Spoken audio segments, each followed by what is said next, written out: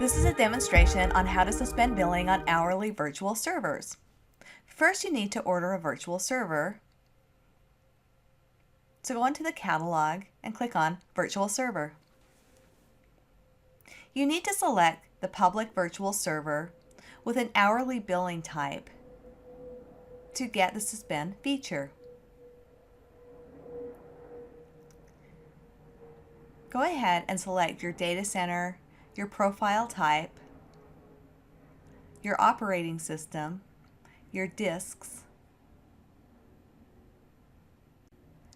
your network interface,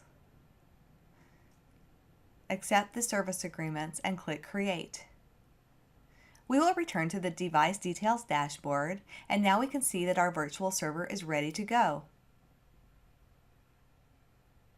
To validate that Suspend billing is available, look at the Suspend billing option.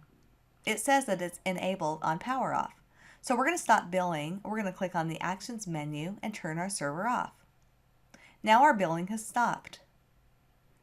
When our server is needed again, all we do is return to the Actions menu and power our server back on. It's as easy as that to suspend your billing on a public virtual server.